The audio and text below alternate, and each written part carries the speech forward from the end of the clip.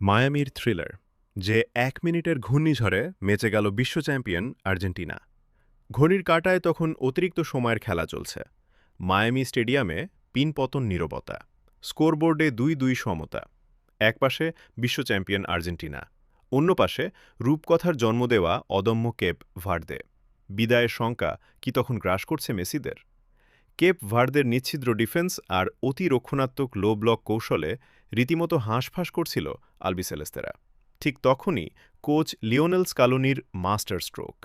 মাঝমাঠে ধীরগতির build up সম্পূর্ণ বাদ দিয়ে মুহূর্তের মধ্যে গিয়ার চেঞ্জ করল আর্জেন্টিনা। শুরু হল সেই শ্বাসরুদ্ধকর ১ মিনিটের ট্যাকটিক্যাল রিকভারি। সম্পূর্ণ ফোকাস চলে গেল উইংয়ে। ফুলব্যাকরা উঠে এলো ওপরে, আর ডিক্সে ধেয়ে আসতে লাগল একের পর এক বিষাক্ত ক্রস। কেপ ভার্দের বক্সে তৈরি হল চরম ওভারলোড। বল হারালেই সাথে সাথে হাই প্রেসিং। প্রতিপক্ষকে নিঃশ্বাস নেওয়ারও ১ সেকেন্ড সুযোগ দিল না স্কালোনির শিষ্যরা। আর সেই ভয়ঙ্কর মানসিক ও কৌশলগত চাপের কাছেই ১১১ মিনিটে ভেঙে পড়ল কেপ ভার্দের প্রতিরোধ।